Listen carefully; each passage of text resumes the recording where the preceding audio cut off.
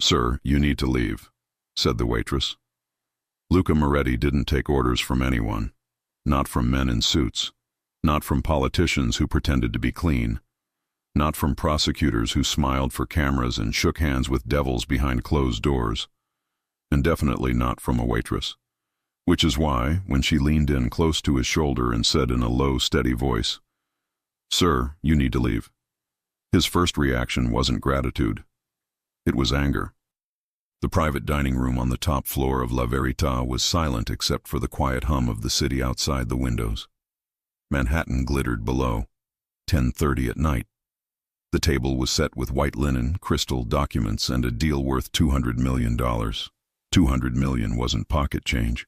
It was exit money. Luca sat at the head of the table in a tailored black suit, shoulders relaxed, expression unreadable, one hand resting on a folder full of contracts. He was 41, built like a man who'd been in real fights and won them, with sharp dark eyes that missed nothing, and a scar along his jaw that he'd never bothered to fix. Women stared at his mouth when he talked. Men watched his hands. To his right sat Ethan Blake, a clean-cut American executive with perfect teeth and a perfect watch. To his left sat Gabriel Russo, Luca's consigliere, older, calm, thick forearms crossed, listening to everything. Across from him, two men from private security and logistics integration. That was the polite name. Everyone in that room knew what the deal really was. This wasn't about buying a company. This was about making Luca Moretti untouchable. If this thing closed, his name would be tied to legitimate contracts, licensed personnel, registered routes, and publicly documented money. No more whispers of organized crime. No more back-alley talk about where product moved and who allowed it. After tonight, everything would look legal. That was the point. Page 12, Ethan was saying, sliding the papers around. Payment structure executes in phases so nothing links directly back to you personally. It goes through the holding company first. Luca nodded once. He already knew page 12. He'd memorized every line. He'd waited years for this. He could feel it just there, in his chest. Not excitement. Something rarer. Something he didn't let himself want. An exit. "Sir?"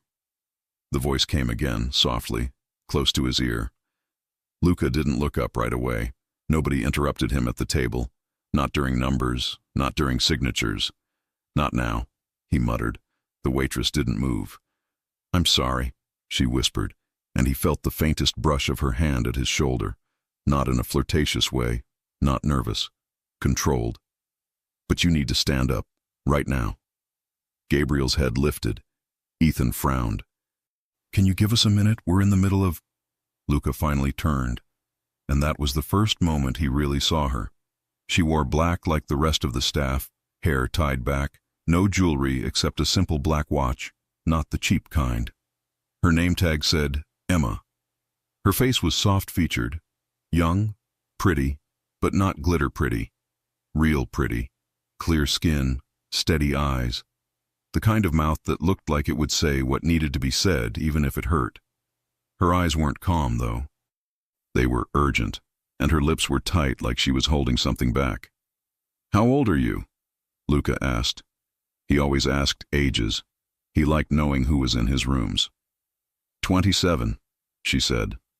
Her voice didn't shake. "And who told you you could touch me?" "My name isn't Emma," she whispered. Gabriel straightened in his chair. Ethan let out a quiet laugh. "Is this some kind of service stunt? Because if this is about the bottle, we've already agreed on—" "Ethan," Luca said without looking at him. Just his name. Calm. Ethan closed his mouth. The woman, Emma, not Emma, took one breath, and Luca watched her do it. Deep, centering. Brave, not scared. She wasn't cute anymore. She was something else. "There's a warrant," she said under her breath. "It was signed at 9:18 p.m. It names you personally, not as Luca Moretti." "As Luca Giovanni Morelli, also known as Moretti. They're trying to classify you as a domestic terror financier, not racketeering, not extortion. Terror." Gabriel's jaw clenched. Luca didn't move. "Cute," he said. "They've tried that angle before." "No," she said. "They haven't. Her eyes flicked to his, then to the window, then back to him. "This isn't Rico," she continued quietly. "This isn't about organized crime. They're not calling you a criminal organization. They're calling you a threat to national safety, and you know what that means. You don't get to negotiate that. You don't get to sit in a courtroom with your lawyer in a nice suit. You get disappeared." Nobody at the table breathed. Ethan swallowed. "Okay, this is dramatic," he tried to joke. "This is getting a little movie." Gabriel didn't even glance at him. "Luca," he said low, "we should check." Luca kept his eyes on her. "How do you know this?" he asked. "And why am I only hearing it now?" "Because," she said, "the judge who signed the warrant is here in this deal." The room went cold. Even Ethan stopped pretending to smile. Luca leaned back a fraction of an inch. "Say that again." Her voice stayed low and even. She didn't blink. "She's not just approving the asset transfer," she said. "She's working with Dominic Vega. He gets your roots. She gets her headline. And you vanish under public safety emergency protocol. It'll look like you resisted. They'll say you drew first. There'll be footage, pre-edited. It's already set." The name hit the table like a gun. Dominic Vega. That was not business competition. That was filth. Vega wasn't old school. Vega wasn't disciplined. Vega didn't have rules about who got hurt. Vega didn't care if women or kids got caught in it. Vega was rot. Luca's face didn't change much, but his eyes did. Now they were dangerous. "You're going to stand up," she said softly, like she was asking, but she wasn't asking. "You're going to leave through the service hall, not the main corridor, and you're going to keep walking, and you're not going to argue with me or look back. If you stay in this room another 60 seconds, you don't leave this building alive." Ethan forced a laugh that sounded thin. "Okay, I'm sorry. Is this a threat? Is that what this is? Luca, you're going to let a waitress talk to you like that in front of—" "Ethan," Luca said again, still calm, still quiet. But this time his eyes didn't move from her. Ethan shut up. "Show me," Luca said. Her lashes flickered. "Show you what?" "Your hands." She didn't hesitate. She set the water bottle down and lifted both hands, palms up so he could see. No tremor, no sweat, no panic. And then he saw it. Tiny earpiece barely tucked behind her hairline. Not restaurant issue, not cheap. Luca's gaze flicked to the floor-to-ceiling window behind Ethan. The glass wasn't a mirror, but it still threw back a slice of the room at the right angle. He saw himself, Gabriel, Ethan, and above Ethan's shoulder, just for a heartbeat, a red dot slid across the reflection of the back wall. Not steady, searching, tracking. Luca's pulse didn't spike. His breathing didn't change. But something in his chest went cold and very, very clear, because she hadn't lied. There was a rifle on them. Inside the restaurant. On his meeting. On him. In his world. That wasn't how things were done. You didn't hit a man like Luca Moretti in public unless you didn't care if the whole city burned after. "Gabriel," Luca said quietly. "I see it," Gabriel answered. Ethan had gone pale. "What are you talking about? What are you—" "I don't see anything." "Of course you don't," Gabriel muttered.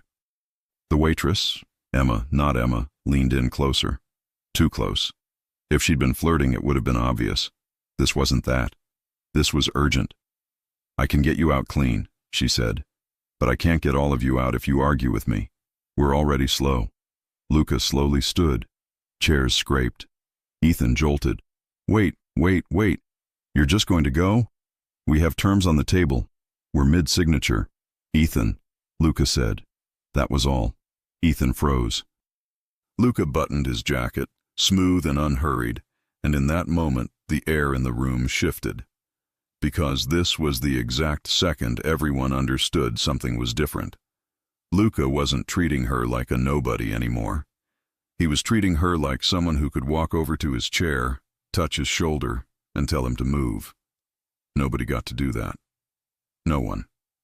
"What's your name?" he asked her. Her eyes flicked up to his again. She held his stare like nobody ever did. Most people dropped their gaze after 2 seconds with Luca. She didn't. My name is Amelia Carter, she said quietly. Not Emma. Luca's eyes narrowed. Who are you with? He asked. Who do you answer to? I'm not going to answer that in this room, she said. That wasn't the question I asked.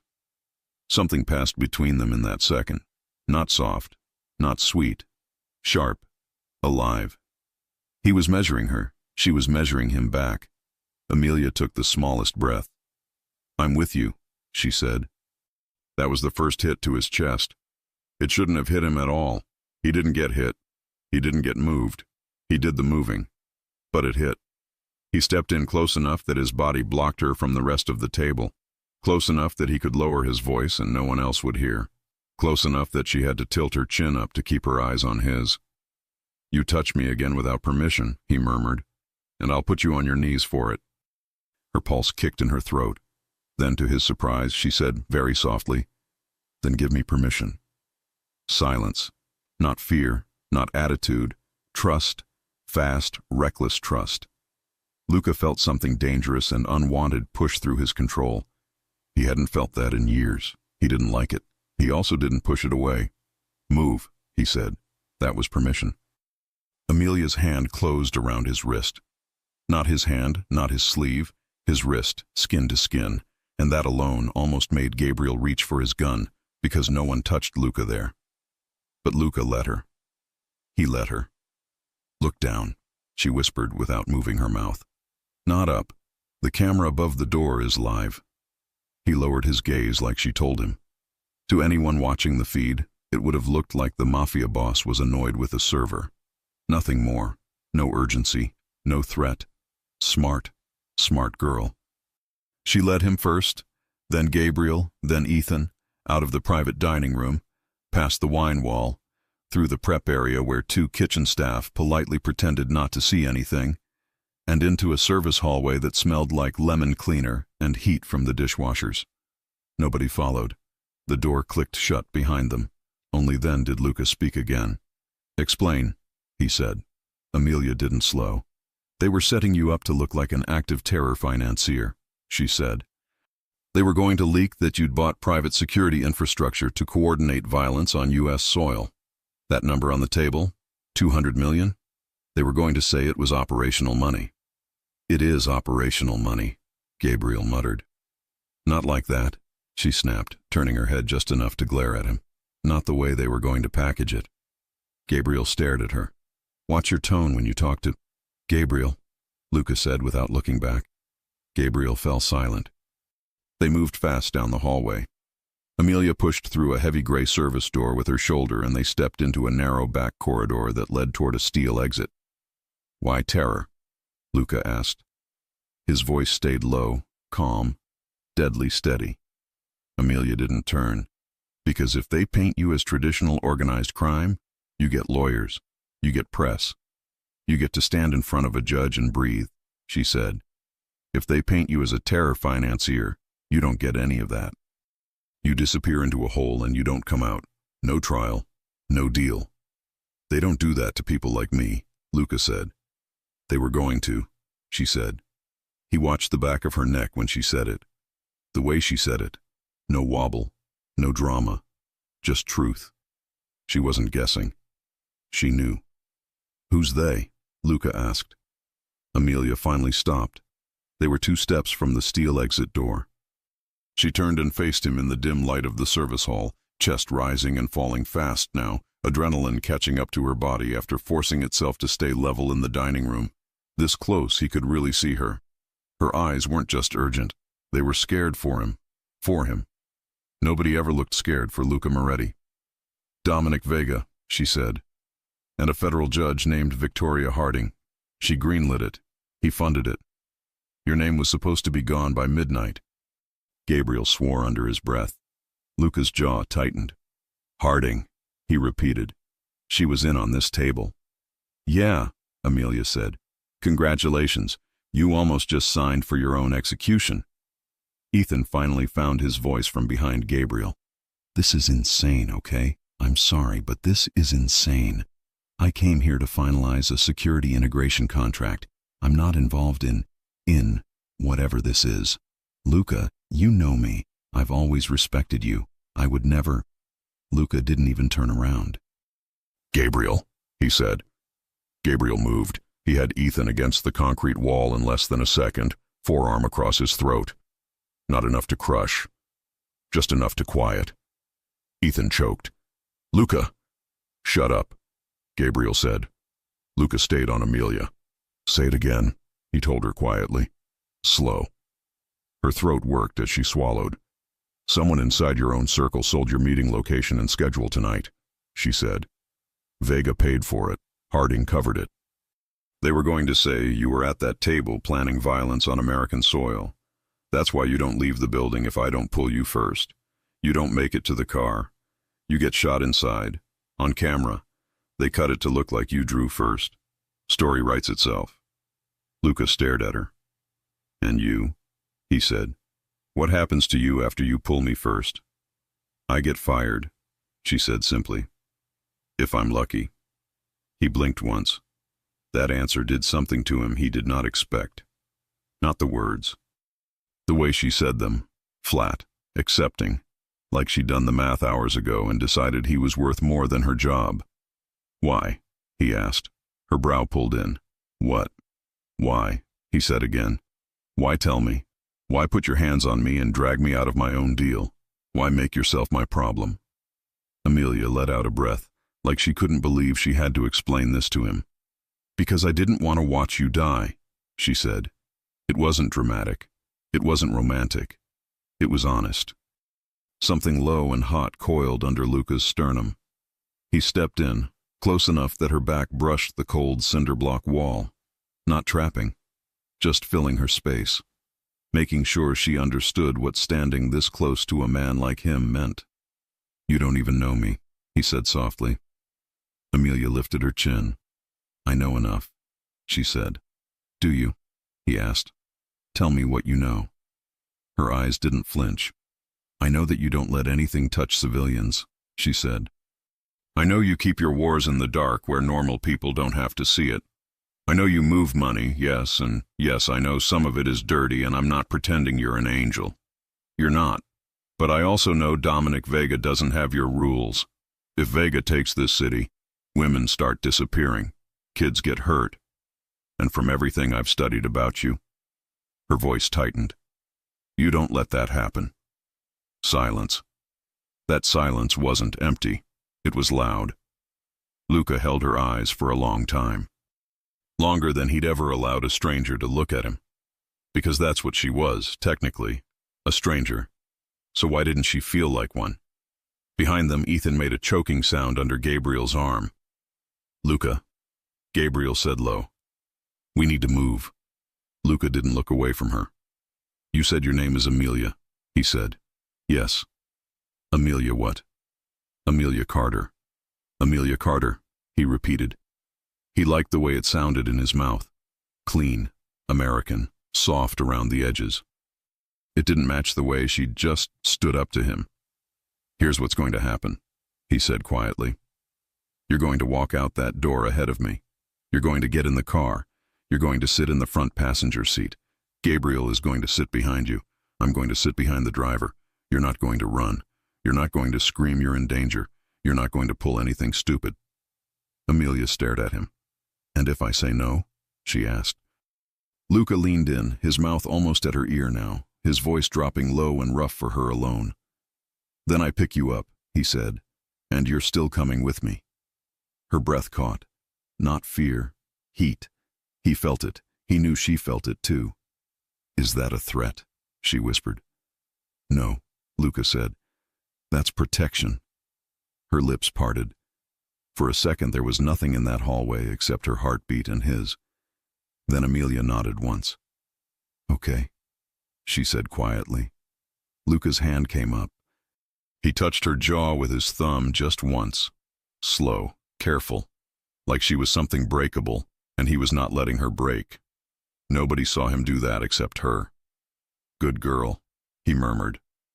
Her knees almost failed. He felt that too. He pulled back first. Gabriel, he said. Gabriel released Ethan and shoved him toward the exit. Move. Ethan stumbled, coughing. Are you kidnapping a federal witness right now? Do you have any idea what kind of charges? Luca didn't even spare him a glance. Ethan, he said for the last time that night. Ethan shut his mouth. Amelia pushed open the steel door and cold night air rushed in. You could hear distant traffic, sirens somewhere far off, New York still alive and loud outside. She paused in the doorway, then glanced over her shoulder at Luca. We're not safe yet, she warned him. They're not going to stop just because you walked out. Luca stepped up behind her, big and solid and certain, like a shield. His breath touched the side of her neck. We're safer than we were 5 minutes ago, he said, then, lower, for her and only her. And from now on, Amelia Carter, you don't walk anywhere without me. She swallowed. Is that an order? She whispered. It's a promise, he said. They stepped out into the night together, and that was the moment her life stopped belonging to the badge, and his life stopped belonging only to himself. The car engine purred like a wild animal waiting for orders. Amelia's hands were steady on the steering wheel, even as the Manhattan skyline blurred past her window. Her pulse, however, was a different story, loud in her ears, thrumming under her skin. In the back seat sat Luca Moretti, silent, watching. Not one word since they'd left the alley. Gabriel was next to him, gun across his lap, eyes scanning every car behind them. Ethan Blake sat rigid in the passenger seat, hands trembling on his knees, like he'd just realized he was living through something the news would never fully report. Amelia turned onto the FDR. Take the Williamsburg exit, Luca said suddenly, his voice deep, quiet, commanding. She glanced at the mirror. Why? Because if they're following us, we'll know by the bridge. Fine, she muttered, signaling left. But next time, say please. That made Gabriel huff a laugh, a dangerous one. Sweetheart, he said, the boss doesn't do please. Maybe he should start, she replied. The world would spin a little smoother. That earned her silence again, but this time not cold silence, heavy silence, interested silence. Luca studied her reflection, the sharp line of her jaw, the hair escaping her bun, the calm way she handled the car like she'd done it 100 times. Most people babbled around him, trying to impress or apologize. She didn't. Who trained you? He asked finally. Amelia hesitated. My father. He was military. Was. He died, she said simply. Luca's eyes lowered. In service? Yeah, she said softly. Yours? He didn't answer. He didn't have to. The scar along his jaw told its own story. They crossed the bridge. Amelia checked the mirror again. 3 cars followed. When she changed lanes twice, 2 adjusted with her. They're on us, she said. Luca leaned forward. Left at the next exit, cut through Kent Avenue. There's a garage 2 blocks down, 3rd door on the right. Park inside, leave the lights off. You giving me orders again? Giving you life expectancy, he said. Amelia didn't argue. She drove. The tires screeched as she pulled into the narrow garage. The steel door rattled shut behind them, cutting off the noise of the city. Dim light flickered from a single bulb overhead. Ethan exhaled shakily. Okay, someone tell me what the hell just happened. Luca ignored him. He looked at Amelia. They followed us. You still think you're the one running this operation? I'm keeping you alive, she said, turning to face him. He smiled faintly. You think I need your help? She stepped closer, refusing to back down. I think you'd be dead without me. Gabriel looked between them, unsure whether to laugh or leave. The air between the two was thick, not just tension, but something unspoken underneath it. Luca's tone dropped. You're brave, I'll give you that. Not brave, she said quietly. Just tired of watching powerful men die for the wrong reasons. That made him pause. For a man like Luca Moretti, silence meant more than any confession. Who are you really working for, Amelia? He asked. You said there's a warrant. You said they're calling me a terrorist. So who are you? FBI? DEA? CIA? None of the above, she said. Technically, I was seconded from Homeland Security, Task Force for Financial Crime Coordination. Was? They disbanded the team last month, she said, because I wouldn't play along. Along with what? The plan to take you down. Luca tilted his head, studying her face. And why tell me? She looked at him, eyes sharp, tired, sincere. Because I saw your name on the file, and I saw the trap. It wasn't justice, Luca. It was revenge, against everyone with power they can't control. He didn't blink. And you risked your life for that? I risked my job, she corrected. My life just came with it.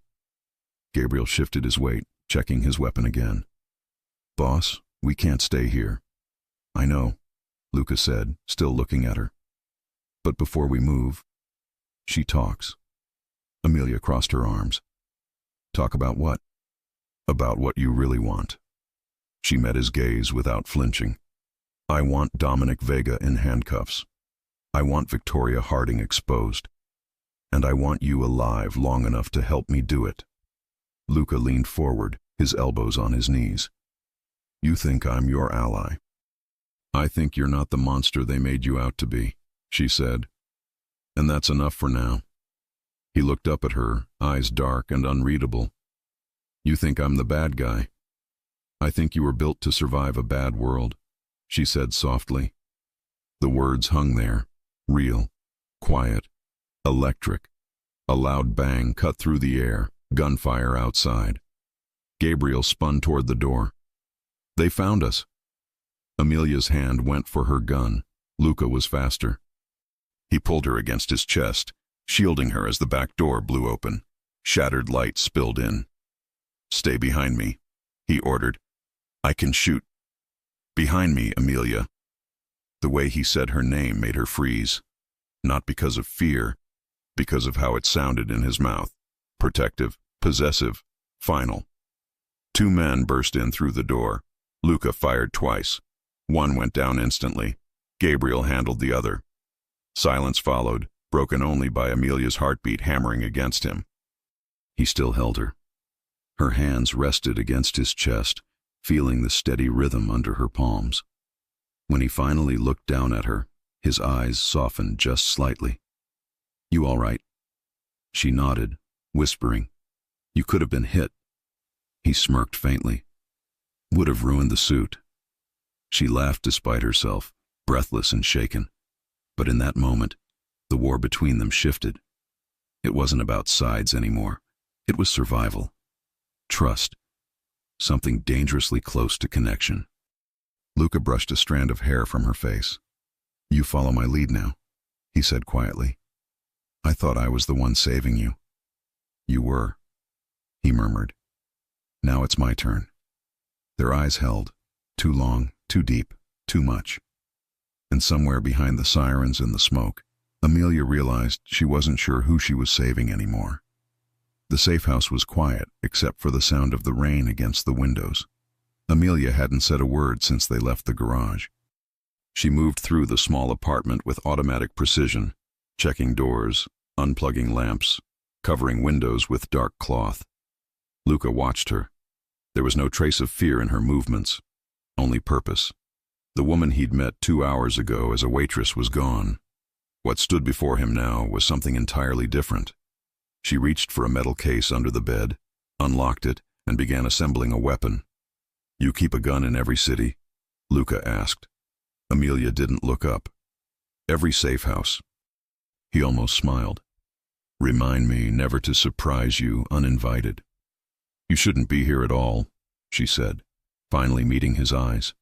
If they trace this place, we're done. Luca leaned against the wall, hands in his pockets. If they trace this place, you'll know before they do. Her gaze lingered on him longer than it should have. He wasn't just confident, he was steady, like the chaos outside couldn't touch him. But she'd seen men like that before, untouchable, dangerous, impossible to read. And yet this one felt different. She tried to focus. We'll move in an hour. I'll need access to your phone. It might be compromised. He took a slow step forward. You think I'm stupid enough to carry my own? She hesitated. Then why did you let me drive your car? Luca stopped a breath away from her. Because I wanted to see if you'd run. Her pulse skipped. And if I had? I'd have found you, he said, quiet but certain, before anyone else did. Amelia exhaled and moved past him, ignoring the heat that rose under her skin. You're not exactly easy to protect, you know that? Good, he murmured. I'm not supposed to be.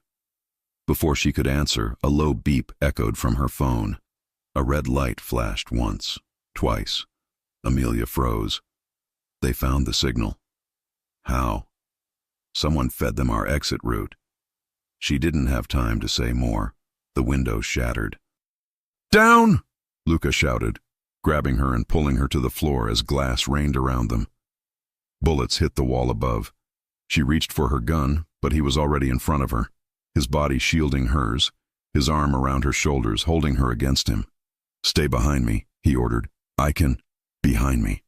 The words left no room for argument. He fired once through the broken window. A cry from outside confirmed his aim. Gabriel burst through the back door, weapon drawn. 2 shooters, boss, maybe 3. Take the left side, Luca barked. They're trying to flush us out. Amelia crawled to the wall, checking the angle. If we move to the kitchen, we can... Stop thinking like an agent, Luca snapped. They're not playing by your rule book. And you are? He glanced over his shoulder, a flash of something fierce in his eyes. My rule is simple. No one touches you. The tone, dark, possessive, made her throat tighten. He reloaded smoothly, movements sharp and controlled. No wasted motion, no panic. Every time a shot cracked outside, he adjusted, pushing her closer to safety. When the noise finally died, Luca signaled to Gabriel. Clear it. Gabriel disappeared into the alley. Silence fell again, except for the rain. Luca turned to her, breathing hard, shirt torn at the shoulder from flying glass. You hurt? She shook her head. You're bleeding. It's nothing. She stepped closer anyway. Let me see. He didn't move as she reached for him, fingers brushing the cut on his arm. The skin was warm, rough, steady. She pressed a towel against it. You should have let me handle it, she whispered. I did, he said. You're still breathing. She looked up at him. He was too close, too calm. The adrenaline between them was thick enough to touch. Thank you, she murmured. He leaned in slightly, his voice dropping low. Don't thank me yet. Why not? Because next time I'm not letting them get that close. For a moment, neither spoke. Rain dripped from the cracked window. Their breaths mingled in the quiet. Then Gabriel returned, shaking his head. They're gone. 2 dead. 1 escaped. Luca's jaw tightened. He'll run straight to Vega. Amelia stepped back. Then they'll know we're together. He gave her a long look. Let them. That's suicide. No, he said. That's strategy. She stared at him, frustration and awe mixing in her chest. You really don't fear anything, do you? Luca took a slow step closer. You're wrong. What do you fear then? He looked straight into her eyes. Losing control. The words hit her harder than any bullet, because in that moment she wasn't sure if he was talking about the fight, or about her. The storm had followed them all the way to Brooklyn. Thunder rolled above the river as Luca's black SUV turned into a narrow street lit by the faint orange glow of warehouse lights. Amelia sat beside him, arms crossed, still feeling the echo of the gunfire that had shredded the night an hour ago. Her hair was damp from rain, and a small cut on her cheek caught the reflection of passing headlights. She'd insisted on sitting in the front seat, closer to the exit if things went bad again. Luca hadn't argued. He only watched her in silence, one hand on the wheel, the other resting against the gear shift, his thumb tapping once every few seconds in the rhythm of a man thinking far too much. They stopped in front of a massive metal gate. 2 men stepped out of the shadows, Moretti soldiers, faces hard, suits dark and wet. They carried rifles under their jackets, not bothering to hide them. Boss? One greeted, eyes flicking to Amelia. We weren't expecting... Luca's look was enough to shut him up. Open it. The gate rattled upward, revealing the hidden world behind. A converted shipping warehouse that served as one of Luca's private operations hubs. Inside, it looked more like a luxury fortress than a criminal den. Polished floors, glass walls, security screens glowing blue. Every person who worked here owed their life to Luca Moretti, and every one of them stared when they saw the woman walking beside him. Amelia felt their eyes. She kept her chin high, but she could feel the tension ripple through the room like static electricity. Soldiers whispered. Secretaries pretended to type. No one spoke directly. No one dared. Gabriel appeared from the side hallway. "We've doubled security, boss. The perimeter's tight. No leaks so far." "Good," Luca said, handing him his coat. His shirt beneath was still torn from the fight, the blood on his sleeve darker now, almost black. Gabriel's gaze flicked to Amelia. "You sure about bringing her here?" Amelia answered first. "You have a problem with that?" Gabriel's brow lifted.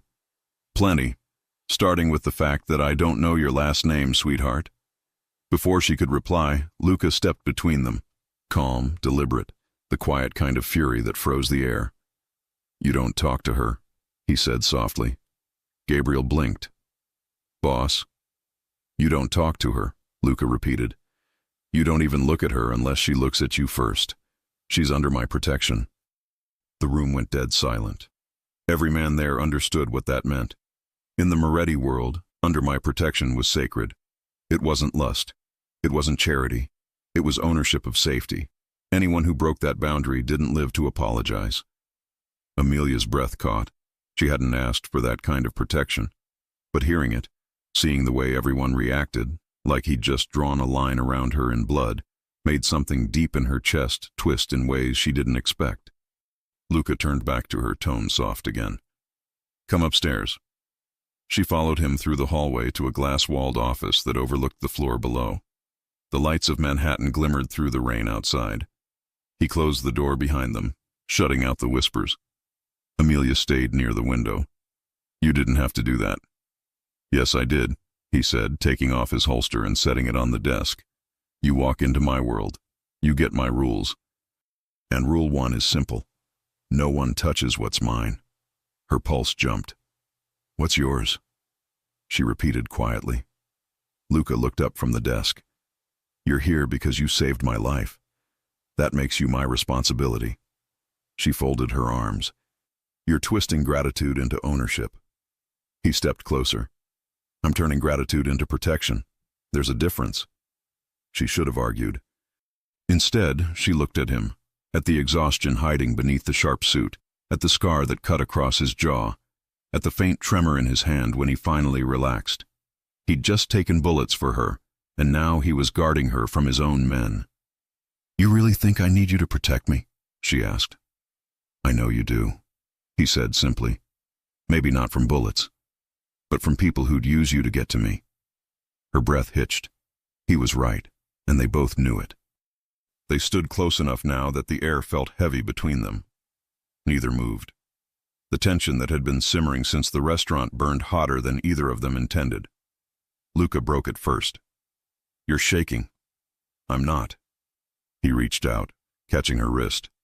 His thumb brushed over her pulse, fast, uneven. "You are." She wanted to pull away. She didn't. He released her slowly, as if every movement had weight. "Get some rest. The guest room's at the end of the hall." "I'll stay here," she said, closer to the exit. He almost smiled. "You think I'd let you near a door without guards? You think I trust your guards?" He laughed softly, an unfamiliar sound, deep and quiet. "Fair." She turned to leave, but his voice stopped her at the door. "Amelia." She looked back. "You did good tonight," he said. "Most people would have broken." "I'm not most people." "No," he agreed. "You're not." She didn't sleep. Neither did he. Downstairs, Gabriel handled security briefings while Luca sat at his desk, a glass of whiskey untouched beside him. He replayed the night in his mind, the laser on the glass, her voice saying, "Stand up," the feel of her hand on his wrist. The more he thought about it, the more he realized something dangerous. He trusted her. That was a problem. "Boss," Gabriel said from the door. "We caught one of the shooters alive." Luca's head lifted. "Bring him." They dragged the man in, bloodied, bound, eyes full of panic. Rain dripped from his hair onto the expensive carpet. "Who sent you?" Luca asked. The man hesitated. "Vega." Luca's jaw flexed. "And who told Vega where we were meeting?" "I don't know. I swear. We just got the address from someone inside. Someone close to you." That word, inside, hit like a blade.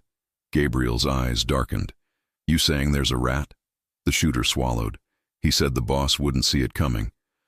That he'd be too busy with some woman to notice. Luca's blood went cold. He didn't move, but the room felt heavier. "Kill him," he said quietly. Gabriel didn't hesitate. The gunshot was muffled by the thunder outside. Amelia appeared at the doorway seconds later, pale but calm. "Was that necessary?" "Yes," Luca said. He talked.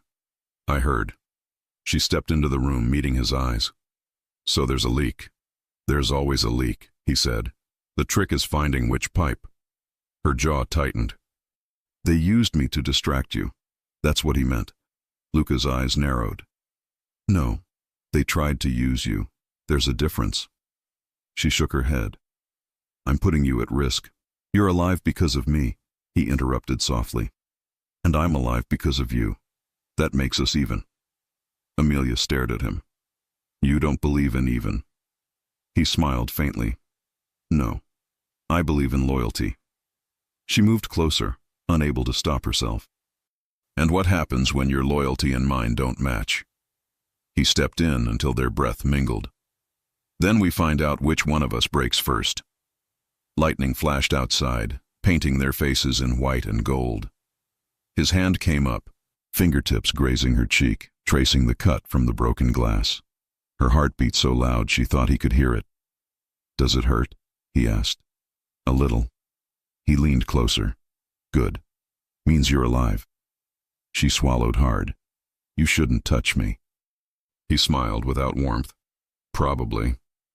And then he did it again anyway, his thumb brushing her skin, slower this time, deliberate. Her breath trembled. "Go to bed, Amelia," he murmured. "I can't sleep." "Then stay close to me," he said. "At least you'll be safe." Her eyes met his. "And if I'm not?" His voice dropped lower. "Then anyone who tries will wish they hadn't." There was nothing playful in his tone, nothing uncertain. It was a vow, a dark, quiet, irrevocable vow. She turned away before she forgot how to breathe. An hour later, Luca was still awake when Gabriel returned with new intel. "Vega's moving," he said.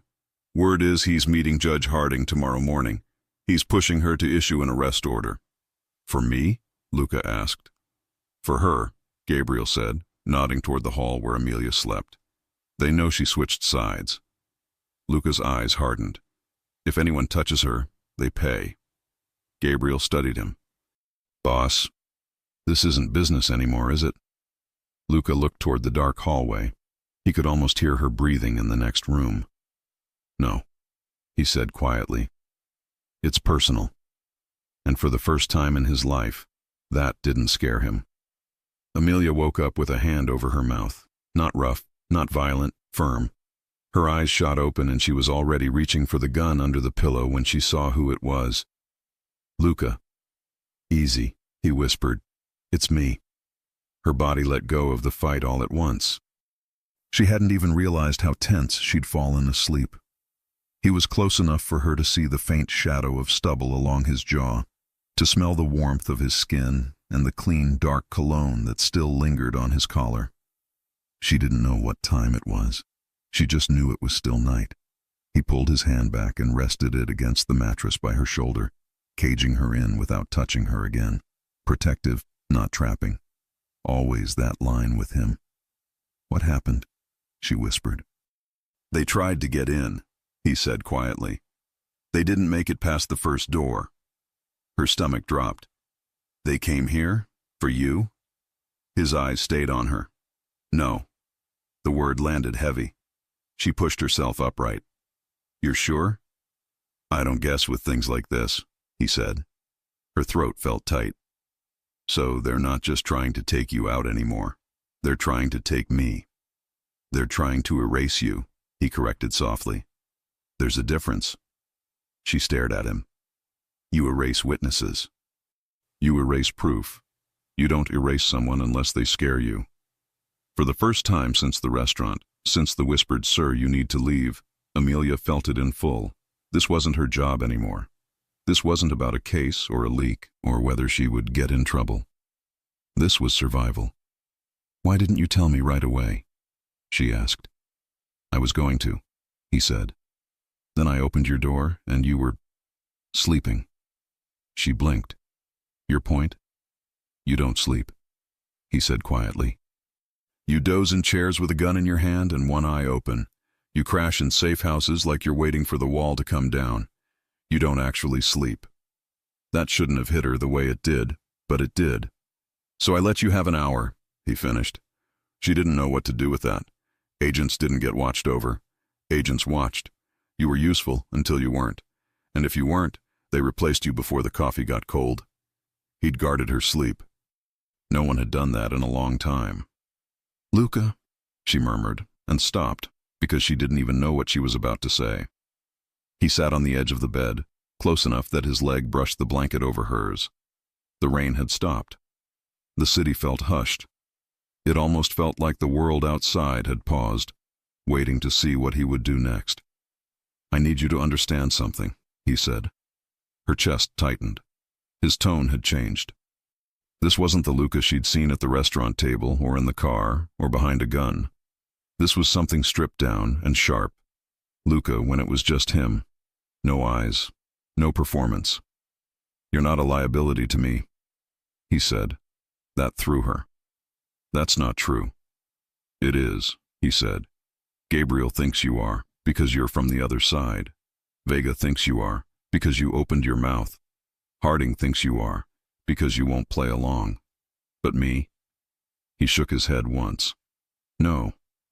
"Luca, you didn't slow me down," he said quietly. "You made me faster." Her heart started pounding. That should not have mattered so much, but it did. He kept his gaze on her face like he was memorizing it. Not the way men stare when they're imagining a body. The way someone looks at something they already consider theirs and is trying to figure out how to keep it safe without breaking it. "You got between me and a bullet before you even knew me," he said. "You looked me in the face and told me to stand up when every other person in that room would have let me sign and die for it. You dragged me out of something I didn't see coming, and you did it knowing it would put a mark on you." He leaned in closer, voice dropping until she almost felt it more than heard it. "Don't ever call that a liability again." Her lips parted. She didn't breathe for a second, because underneath what he said was the part he didn't say. "You matter to me now." "I didn't do it for you," she tried quietly. "Not just for you. I did it because what they were doing, what Vega and Harding were building, that's not law. That's not justice. That's just power dressed up like justice. Doesn't matter why," he said. "You did it, and nobody has ever done that for me before." That stunned her. "No one?" she asked, voice barely there. He shook his head once. "No one in my world warns me before the bullet. They warn me after. They show up at the hospital bed like flowers fix a hole in your chest. You were the first one who tried to stop it from happening at all." Amelia stared at him. There was a pressure building just behind her ribs, something hot and tight that she didn't let herself feel when she was undercover. Attachment got you killed. Dependency got you used. Feelings got you burned. "This is why they're going after you instead of me," he said. Her brow pulled in. "What?" "They can't get to me clean. People expect blood around me. They frame me for something. I fight back. It looks like a war. But you..." His jaw flexed. "You're neat to erase. You're quiet. You're still technically one of theirs. If you vanish tonight, they write one sentence in a report in language nobody reads and move on. There's no headline. There's no fire. That's why they want you off the board." Amelia swallowed. "So this is my fault. I stepped into it. I lit it." "No," he said, and his voice went low and dangerous. "This is not your fault. This is my fault." Her chest went tight. "No, don't do that." "I brought you close," he said. "Closer than anyone outside my blood. I put your name in the same sentence as mine. I made you a target. She shook her head. Luca. His hand came up. He didn't touch her mouth. He touched her jaw. Gentle, warm, thumb against the hinge where her pulse was jumping. Listen to me, he said. Her breath caught. When someone touches something that's mine, he said quietly, they don't get a second chance. Her eyes searched his. I'm not yours. He smiled a little, and God, that smile. It wasn't mocking. It wasn't cocky. It was something softer she hadn't seen on him before, something almost private. Then walk out that door, he said. Her stomach flipped. What? She breathed. He nodded toward the bedroom doorway. Right now. No one will stop you. You can walk out, take the stairs, leave through the loading bay. Gabriel will look the other way. My guys won't follow. I won't send anybody after you. You can disappear before sunrise and pretend tonight never happened. If you're not mine, walk. Her mouth went dry. She didn't move. Seconds passed. Her chest rose and fell. She kept her eyes on his, every muscle in her body wired and shaking and alive. Yeah, he said softly. That's what I thought. She hated how much heat that sent up her spine. Don't play me like that, she whispered. I'm not playing, he said. Luca. He leaned in again, closer, close enough that she felt his breath, warm against her cheek, close enough that she could see the tiny lines at the edges of his eyes, the kind that only show up on men who've seen too much and didn't look away anyway. You think I don't know what I'm saying, he murmured. But I do. Her hands were shaking now. She curled them in the blanket to hide it. Do you know, he asked, what I did when they told me they tried to get you out of this room tonight? She blinked. What? I put a man against a wall, he said quietly. One of mine, one I've trusted for years. And I told him, if he so much as says your name outside this building without my permission, I'll put him in the ground myself. You know why that matters? Her voice was barely there. Why? Because I've never said that about anyone, he said. Not family, not blood, not anyone I've ever had in my bed. No one. Her heart slammed. And I meant it, he added. I mean it right now. I mean it tomorrow morning. I'll mean it next week. Her throat felt tight, almost painful. You can't just say things like that to me. Yes, he said. I can. Luca, because it's already true. Her chest ached. She didn't have a shield for that. She could handle gunfire. She could handle surveillance. She could handle pretending to be a waitress in a $5,000 room full of men who would have watched her die without blinking. She didn't know how to handle a man looking at her like she was not replaceable. Why? She whispered. Why me? He exhaled, slow. You're asking the wrong question. What's the right one? Why now? He said. Her brows pulled in. Okay, fine. Why now? Because, he said, I've done a lot of things I can't undo. And I've never regretted them. Not really. You don't get to stay alive at my level if you waste time feeling bad about every broken bone and every dollar that moved where it shouldn't. He paused, and his eyes went darker, softer, honest. But tonight, for the first time in years, I thought about regret, he said. Her breath stuttered. When I heard the first door go, he said, voice low, steady, and Gabriel yelled that they were here for you, and not for me, I felt something I haven't felt since I was a kid. His jaw flexed. I felt scared, not for me, for you. And I thought, if they take her now, I will spend the rest of my life wishing I'd told her sooner. Told me what? She whispered. He held her gaze. That you're mine, he said. Her lungs forgot how to work. He didn't blink. I'm not saying it for show, he added. This isn't leverage. I'm not telling you that so I can keep you where I can see you. I'm telling you so you understand the level I'm operating on now. Dominic Vega touched my money. That's business. Dominic Vega tries to touch you. His mouth curved in something that wasn't a smile. That's war. Luca, look at me, he said. She did. His hand slid from her jaw to the side of her neck, warm, steady, claiming without hurting. He didn't pull her closer. He just held her there like he was anchoring her body to her heartbeat. "You don't go near a door without me," he said. "You don't stand by a window. You don't answer an unknown number. You don't talk to anybody alone. You're with me, or you're with Gabriel. There's no third option, do you understand?" Her pulse was hammering so hard under his palm she knew he could feel it. "You can't," she managed. "Yes," he said. "I can. That's not how my life works. That's how it works now." Her lips parted. "You think you can just walk into my life and take control like that?" "No," he said softly. "I think I already did." Her stomach dropped. Her body felt too warm, too aware, too awake. This was wrong. She knew that. She knew about lines. She had been trained on lines. Every briefing she'd ever had, on every infiltration, on every source, had always said the same thing. Don't get close. Don't get emotionally compromised.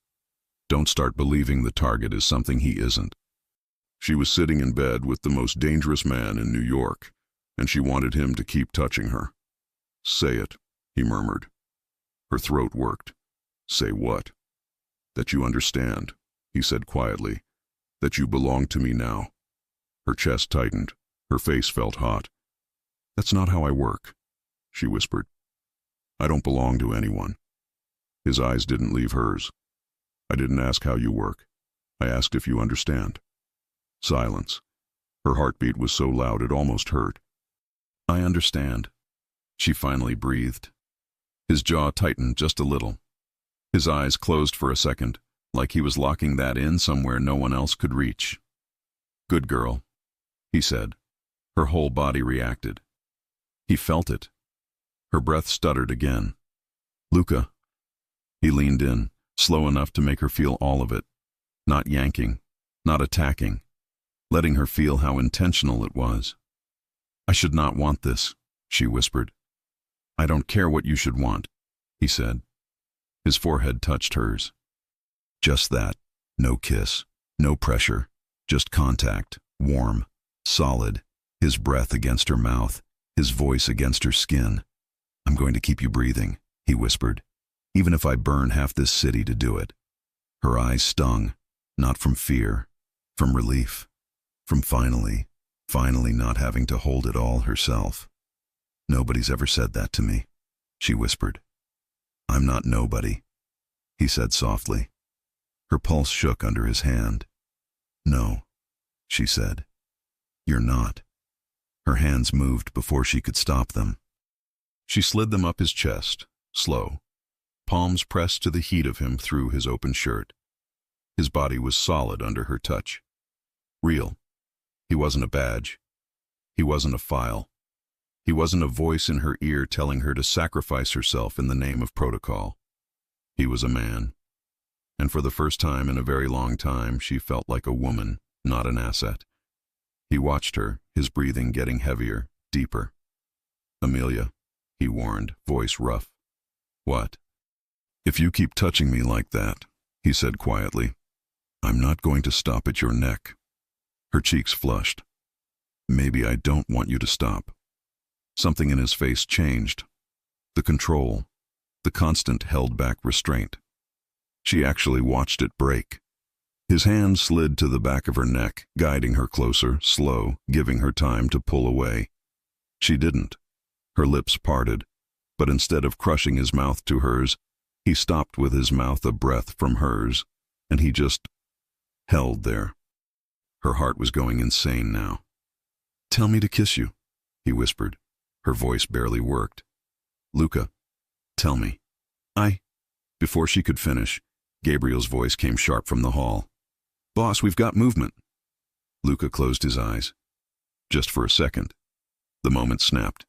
He pulled back, jaw set, hands leaving her slow like it hurt to do it. "What movement?" he called. "Harding is on the move," Gabriel said from behind the half-open door. "Vega, too. They're pushing for an emergency order. You're both getting picked up by morning if we don't do something in the next few hours." A long cold beat passed. Amelia pulled herself together first, Field mode, breathing slow, closing off how badly her body still wanted him close. "What kind of order?" she asked. "Federal custody," Gabriel said. "Preemptive detainment, citing national security." She felt it in her stomach. "That's illegal." Gabriel huffed. "So is most of what we do." Luca didn't smile. This was it. This was the real line. Either they ran, separately, and tried to survive alone, or they moved as one. "What do you want to do?" Amelia asked, turning back to Luca. He held her gaze, and in that instant, she saw it. Not the boss, not the mask, the man. This wasn't about territory anymore. This wasn't about business anymore. This wasn't even about revenge anymore. This was about her. His voice was calm when he answered. "We're not running." Gabriel stared. "Boss, we're done reacting," Luca said. "We take it to them right now. We pull Vega's operation apart. We pull Harding apart. We make it loud enough that nobody can bury it." Amelia understood instantly. "You want to make it public." "Exactly. That's dangerous," she said. "That's the point," he said. Her pulse kicked hard. "They'll come for you. They'll never stop." "They can come," he said. "They're not taking me, and they're not touching you." Something in her chest just gave up fighting. She exhaled. "Okay." Gabriel blinked. "Okay? That's it? You're just in?" Amelia turned to Luca. "You're not losing me," she said. Luca went still. Slowly, like he didn't trust his own voice, he asked, "Say that again." Her throat felt tight, but she didn't look away.